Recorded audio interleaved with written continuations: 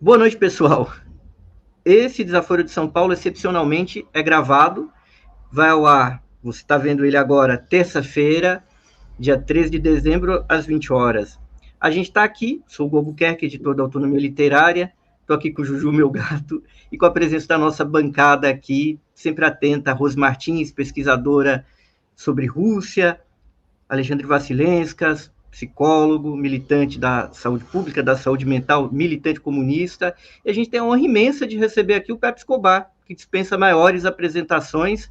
A gente tem um público aqui que adora geopolítica, a gente sempre está tratando desses temas, e a gente teve a honra de receber o Pepe, que é um cara, além de ser um grande analista do tema, é um insider, uma figura que está por dentro das coisas.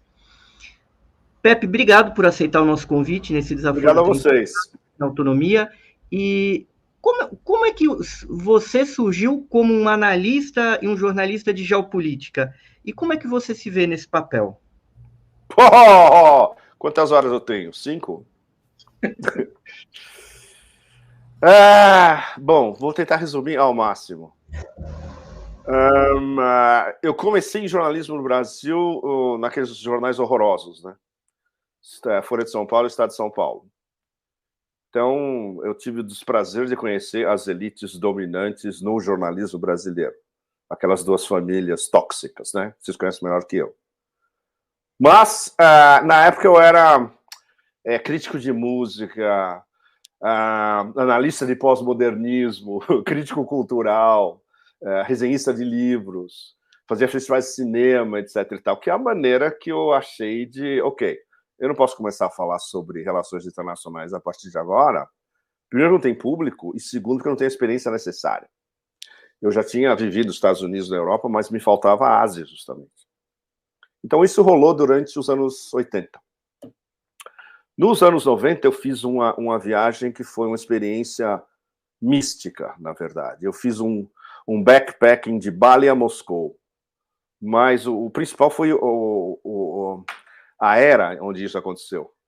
Foi durante o fim da União Soviética e o começo do drive maluco da China de crescer a 14% ao ano. E eu estava lá e eu vi pela primeira vez ao vivo. E foi um negócio que me levou à decisão talvez mais correta da minha vida profissional. Eu vou morar na Ásia, eu vou viver na Ásia e vou conhecer a Ásia por dentro. Então, isso foi entre 91 e 92. E o aprendizado on the road foi essencial, porque primeiro eu conheci o Sudeste da Ásia quase inteiro, depois eu fui para a Índia e Nepal, e aí de Hong Kong eu fiz Hong Kong, Shenzhen, Shanghai, Beijing. E aí a Transiberiana até Moscou. Então eu comecei on the ground mesmo, aprendendo o milagre asiático, Sudeste da Ásia especialmente, a condição que ainda estava na época, que ainda era praticamente um país medieval, com pequeninos bolsões de tecnologia na época, inclusive um pequenino em Nova Delhi, há mais de 30 anos atrás. E o choque mesmo, the shock of the new, para lembrar, o choque do novo foi ver a China começando a decolar. Então eu estava no sul da China quando Deng Xiaoping visitou Guangzhou e Shenzhen, naquela famosa viagem onde ele falou, não, agora tem que virar turbo, ou botar a quinta, sexta marcha. Queremos desenvolvimento total. Chamaram ainda mais multinacionais estrangeiras, e o desenvolvimento de Shenzhen e Guangzhou explodiu no começo dos anos 90, que era o prenúncio de 97, o retorno de Hong Kong para a China. Aí eu já estava morando lá, diferente. Eu cobri o handover de Hong Kong em 97 o tempo inteiro. No dia seguinte eu peguei um avião e fui fazer a Rota da Seda, chinesa. Então, essa decisão fundamental é que me levou a conhecer a Ásia por dentro.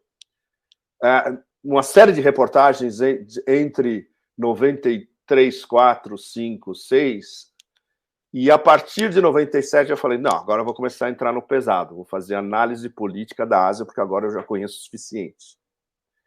E eu entrei no Asia Times em Hong Kong em 2000. Aí eu abandonei a imprensa brasileira completamente, primeiro porque me falava que ninguém entendia o que eu estava falando, o que era verdade, primeiro de tudo. Segundo os meus amigos de Hong Kong, Singapura, americanos, falam, mas você escreve nessa língua que ninguém lê? O que pode ser extremamente ríspido, mas eles tinham razão. Se você não escreve inglês, você não existe na imprensa internacional.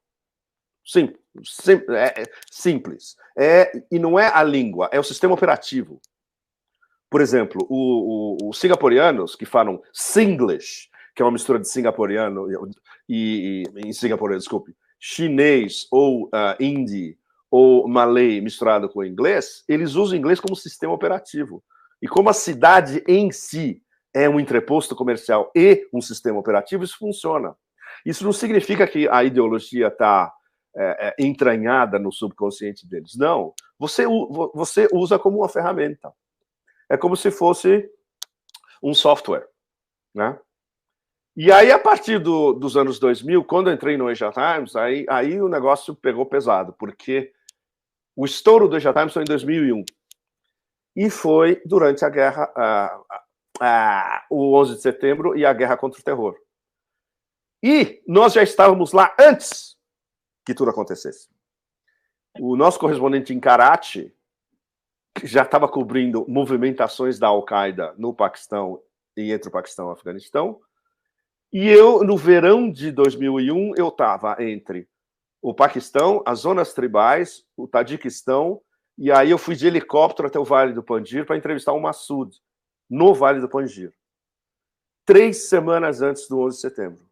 E nessa entrevista que a gente publicou alguns dias depois, porque depois eu tive que voltar e começar a escrever a série, etc., nos Estados Unidos, por exemplo, esse negócio bombou, mas de uma maneira absurda. Porque ele estava prevendo, olha, tem uma aliança entre os serviços de inteligência paquistaneses, Osama Bin Laden, e o exército paquistanês. E esse negócio pode degringolar completamente. E ele estava montando uma contraofensiva contra os Al-Qaedas e os talibãs no Afeganistão. E no dia 30 de agosto, se não me engano, a gente publicou uma matéria que essa nos Estados Unidos viralizou completamente, vindo de um sitezinho pequenininho, Hong Kong. Era o que me passaram quando eu voltei do Afeganistão, em Peshawar, a capital das zonas tribais, dizendo que os americanos estavam preparando um comando para invadir o Afeganistão e raptar o Osama Bin Laden e levar ele para os Estados Unidos. Que era, na verdade, o plano que eles queriam. O plano americano era esse. E o Musharraf, na época, falou, se vocês fizerem isso, eu tenho uma revolução, eu tenho 200 milhões de paquistaneses em revolução nas ruas aqui, de jeito nenhum. Ele vetou. E aí, aí depois, como aconteceu o 11 de setembro e o que aconteceu depois, isso vai ser debatido até o século 25, porque ninguém sabe exatamente todos os detalhes e como toda a operação foi armada, né? Mas, do nosso ponto de vista jornalístico do Asia Times, o fato de que a gente já estava lá e a gente mais ou menos previu o que ia acontecer, para a nossa credibilidade, foi um estouro sensacional. E, a partir daí, aí eu entrei de cabeça na guerra contra o terror. Eu não tinha nem onde morar de 2001 a 2004. Eu fechei meu apartamento na Tailândia e eu ficava on the road. Literalmente, everywhere. Irã, Iraque, Afeganistão, Paquistão, voltar para Bruxelas, passar para o Brasil de vez em quando, África do Sul, Dubai, dormir em aeroporto e voltar para o Oriente Médio. Ou para o sul, sudeste da Ásia, né? E isso construiu nossa reputação internacional, né? E aí, chegando à nova era, que é a era que a gente está vivendo agora, que é a era da integração euroasiática, e do que já está configurado há vários anos como uma guerra da OTAN contra a Eurásia, a OTAN contra a unificação da Eurásia, do ponto de vista de onde eu estava, complicou, porque os acionistas principais do novo Asia Times eram americanos. E eu estava em classe direto com eles praticamente o tempo todo. E culminou no final do ano passado, onde a gente entrou em clash direto mesmo, em guerra híbrida, né? E não está resolvido ainda. Mas aí eu já estava escrevendo para muitos outros sites que me pediam, americanos, canadenses, paquistaneses, iranianos. Tudo.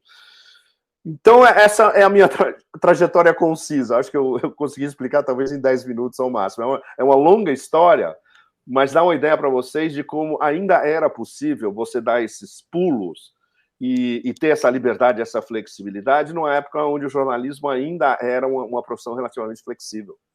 e não mais. O que eu fiz nesses anos é impossível fazer agora. E além do que, ninguém vai te financiar a fazer isso. Nenhum órgão de mídia vai financiar um correspondente estrangeiro para passar um mês no Iraque fazendo reportagem. Não existe mais isso. Não? Pose. Pepe, na primeira década dos anos 2000, uma série de acontecimentos acabaram deixando inquestionável o fim do mundo unipolar dos Sim. anos 90, né? O renascimento da Rússia, a posição chinesa, a China vai para uma posição gradual de envolvimento nos assuntos internacionais, a crise de 2008, enfim, as intervenções malfadadas dos Estados Unidos, e mais recentemente tem ficado muito popular a tese de um mundo multipolar. Eu queria te perguntar, em primeiro lugar, se você concorda com essa tese.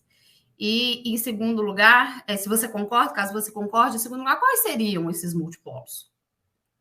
Bom, se você ler tudo que eu estou escrevendo desde antes de 2014, está lá. Então, são centenas de colunas.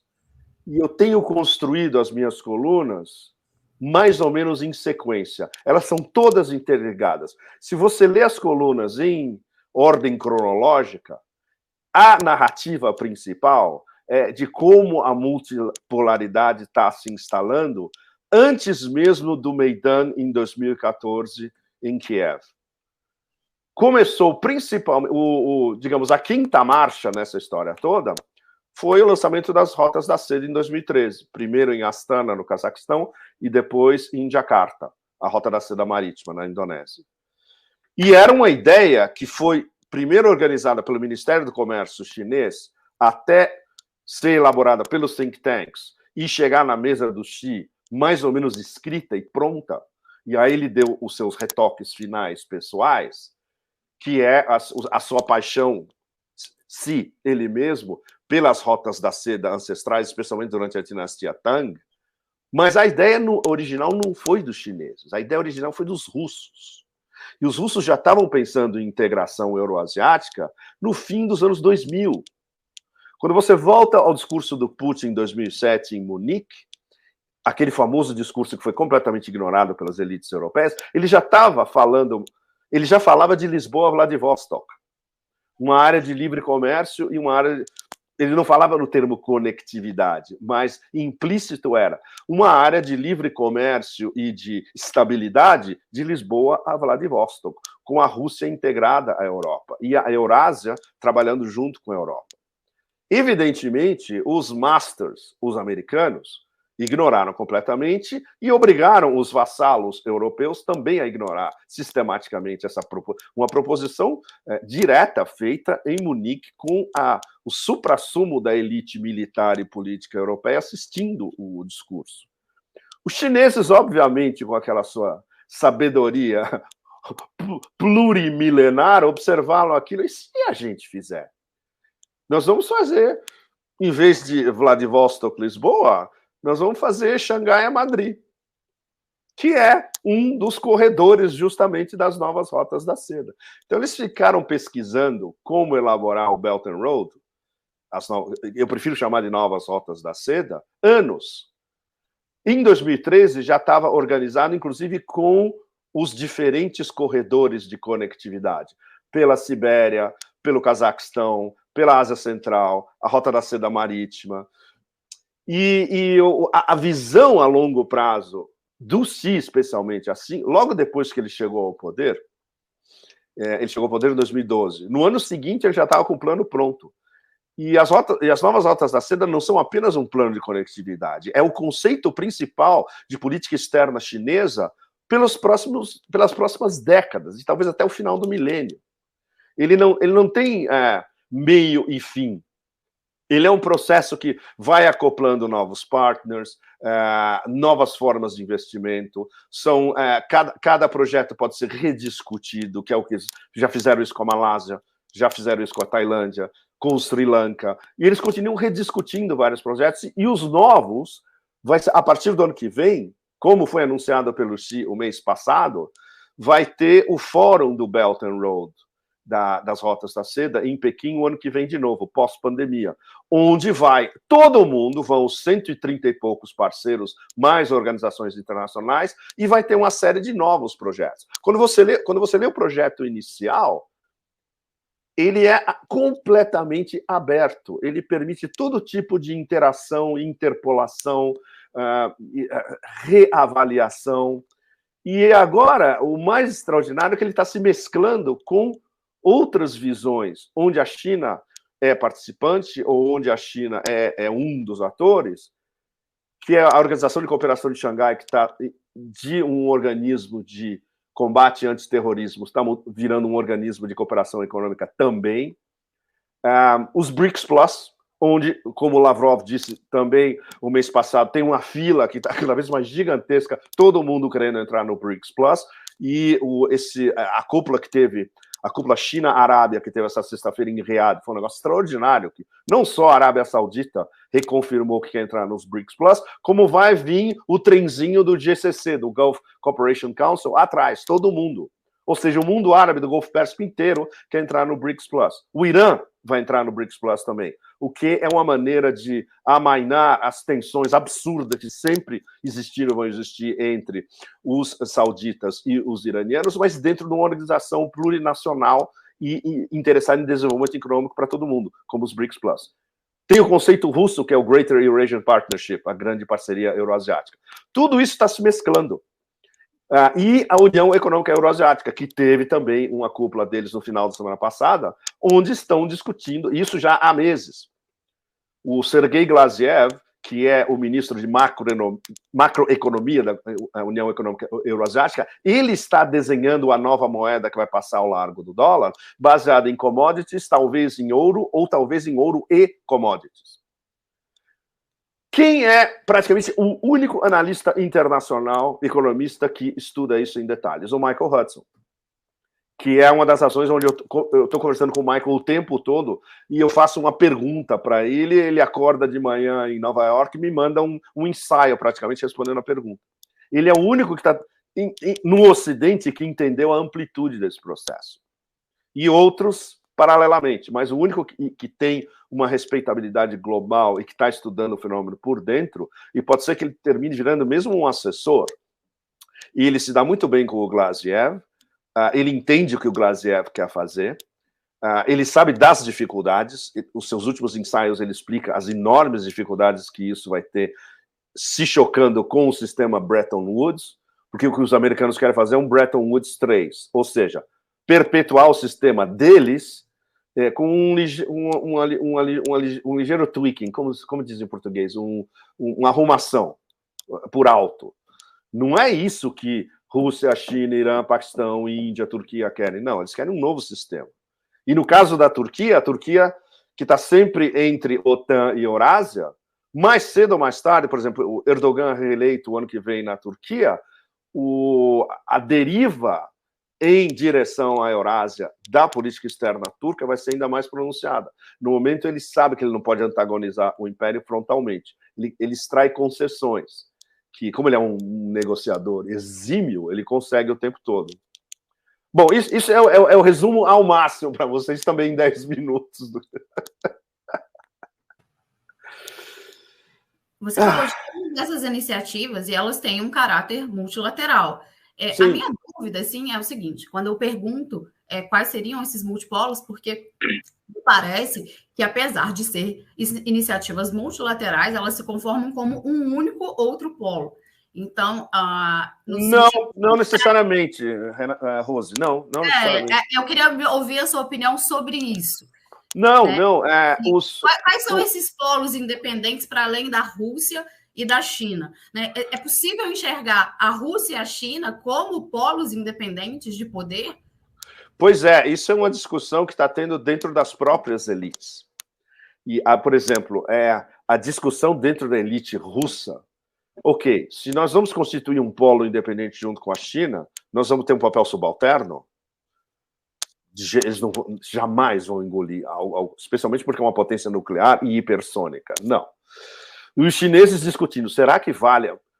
Isso são discussões internas, é o que não vaza na mídia, né? E é uma discussão que já teve dentro do Politburo anterior.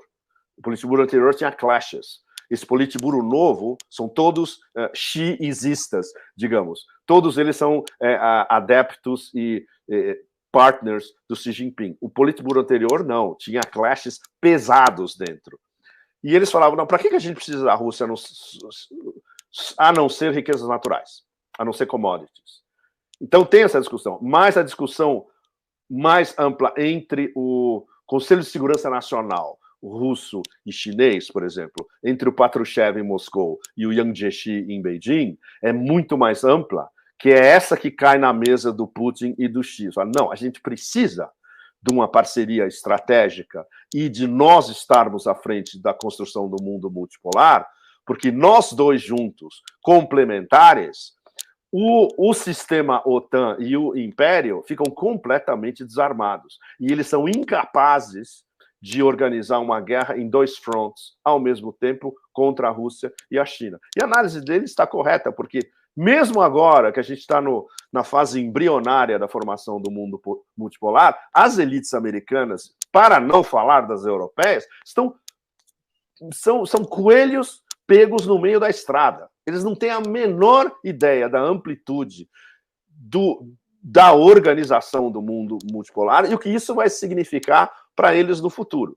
O que está se desenhando já é uma divisão do mundo em dois polos.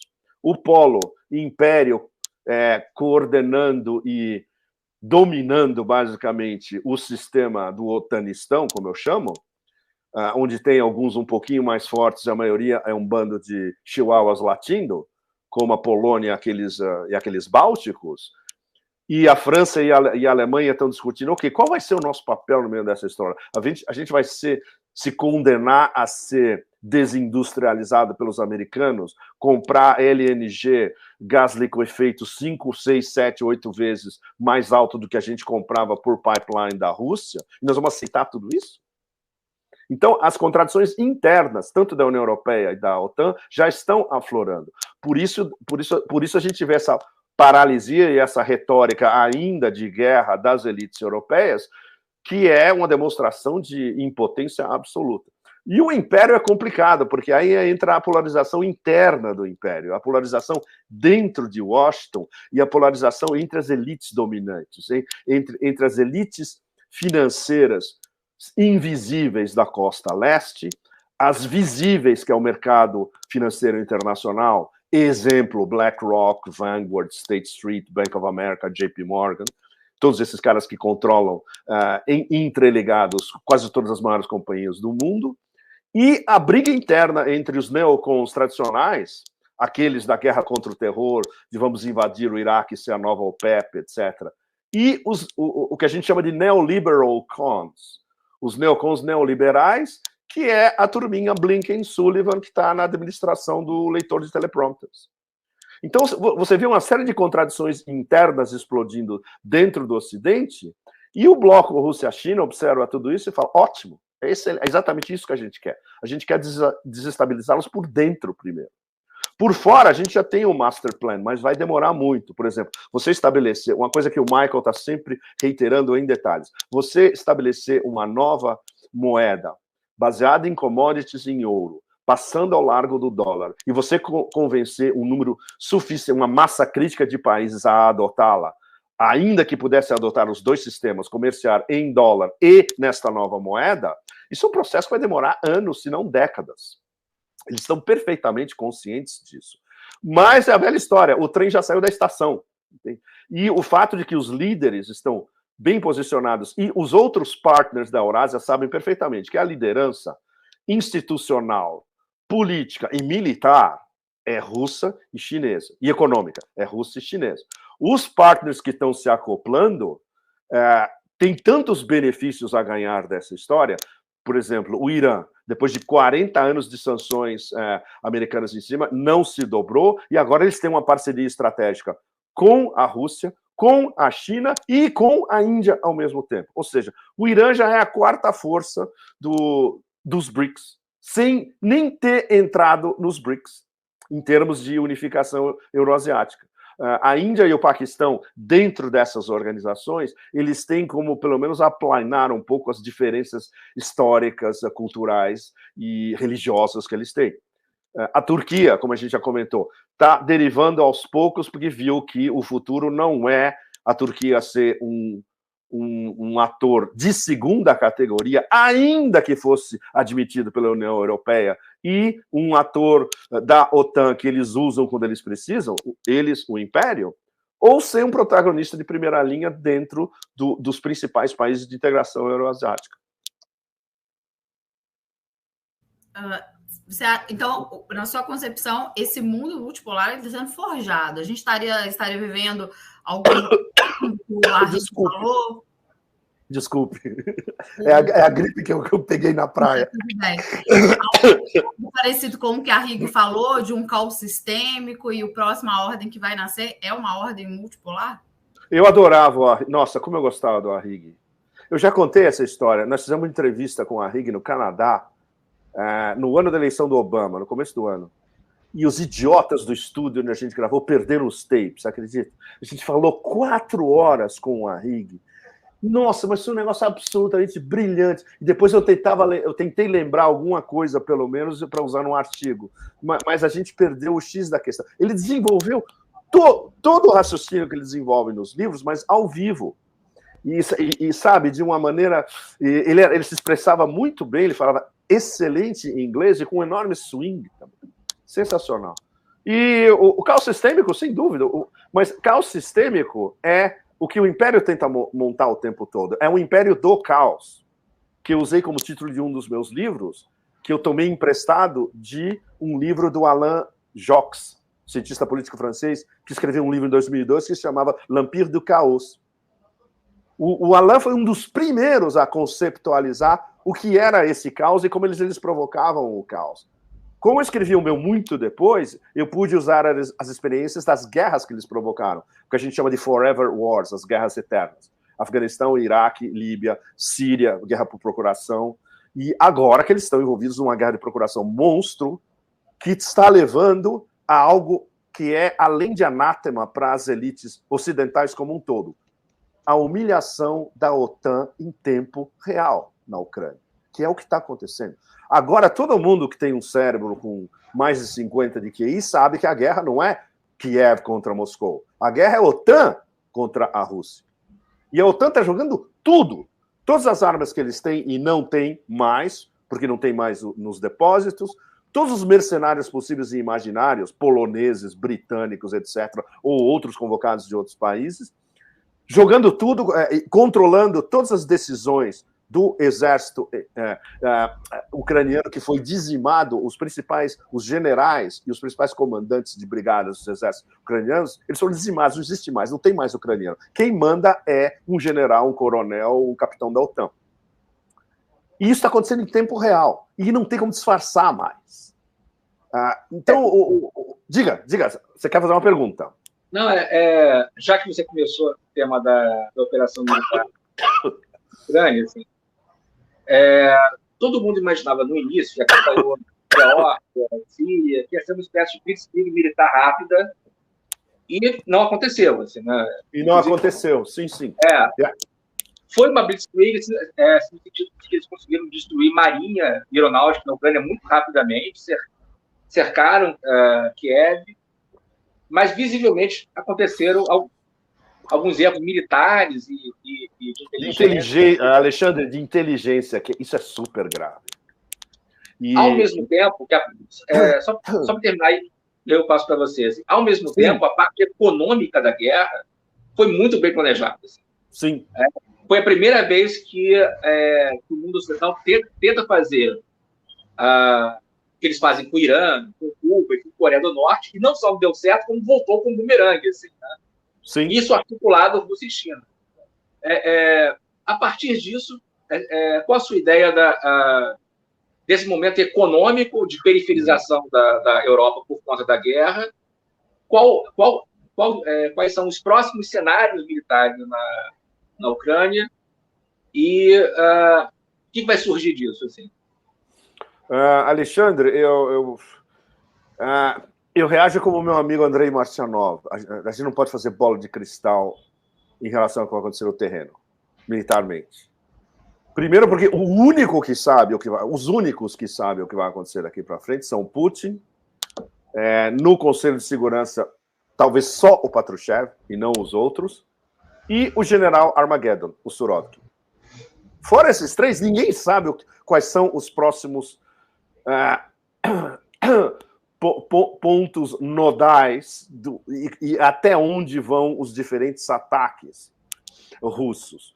Por exemplo, agora a gente está num estágio da campanha de deselitrificação da Ucrânia, que não existia há 3 meses atrás, por exemplo, 2 meses atrás. Essa é uma variante nova, e muitos correspondentes militares russos de primeiríssimo nível estavam pedindo isso há meses, e alguns pedindo isso desde o começo, desde fevereiro. As discussões que você vê nos canais Telegram russos dos especialistas militares são sensacionais, porque a maior parte é extremamente crítica em relação ao Ministério da Defesa. Muitos deles estão pedindo a cabeça do Shoigu há meses também. Mas é mais complicado. Eles precisavam reestruturar o framework da guerra com uma unificação de comando, que é o papel do Surovkin, e uma nova estratégia, porque a estratégia interior não estava funcionando. Basicamente, era uma estratégia defensiva. E agora é outra história. Agora, com a mobilização parcial, com a chegada do general Inverno, que já está a 1000, com as possibilidades de que fronts nós vamos privilegiar agora, e com o extra alcance dessa campanha de deselitrificação, que pode chegar a um ponto onde a Ucrânia pode ser mergulhada literalmente no escuro. E isso eles têm capacidade de fazer agora, em 20 minutos. Eles não querem isso ainda, os russos. Eles querem uma tortura chinesa, que é o que eles estão aplicando justamente, aos poucos, para obrigar esses caras em Kiev a sentar numa mesa de negociações e conversar, que era o que estava acontecendo em Istambul no começo do ano. Eu estava lá, eu acompanhei essa história, os diplomatas turcos estavam super entusiasmados, falando, olha, o encontro do Lavrov com o Kuleba, eles estão começando a chegar a um acordo. No dia seguinte, os ingleses e os americanos cortaram. Não vai ter conversa, não vai ter acordo nenhum. Porque o plano A deles, e não tem plano B, é a guerra até o último ucraniano. Claro, porque mercenários da OTAN, para eles, não contam. O exército ucraniano, você perder 300, 400 mil soldados mortos ou feridos, que é a melhor estimativa, contando mortos e feridos, já passa de 400 mil. Por exemplo, quando a von der Leyen fala que tem 100 mil mortos, é a estimativa ultra por baixo. É porque tem 3 vezes mais. Todo mundo sabe, todo mundo que acompanha militarmente o que está acontecendo sabe disso. E, inclusive, os think tanks americanos que escrevem aqueles absurdos todo dia, que chegam no meu inbox de manhã, a minha tortura chinesa é abrir as manchetes desses negócios. Todo mundo sabe disso. Mas a campanha de propaganda tem que continuar. Então, as possibilidades para os russos a curto, médio e longo prazo são superpostas. Eles podem escolher diversos cenários superpostos. Tem um cenário que está causando muito... A opinião pública russa está furiosa com o fato de que Donetsk está sendo bombardeada todo dia com vítimas civis. Isso é um negócio absolutamente incompreensível para a opinião pública russa e, do ponto de vista militar, é um absurdo também. Eles dizem agora que eles agora conseguiram, eles têm um novo software que permite, como é que chama, examinar, descobrir exatamente o ponto de ataque dos HIMARS. E aí eles vão começar a atacar os HIMARS que estão sendo usados pelo exército de Kiev próximo da fronteira, da linha de contato, para atacar Donetsk.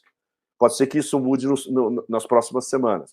Mas tem um monte de variantes, especialmente depois dessa retirada estratégica de Kherson, que foi militarmente sensacional, porque a linha divisória dos dois exércitos é uma linha natural, é o rio. Não tinha sentido eles estarem do outro lado do rio, numa posição indefensável. Então, o rio, por enquanto, é a linha divisória. Agora, quando eles vão resolver fazer um movimento de pinça e chegar em relação diretamente a Odessa, não por via marítima ou não atravessando o rio, mas vindo pelo norte. É o que a gente chama de ambiguidade estratégica. Ninguém sabe. Só quem sabe são esses três que eu defini para vocês há alguns minutos.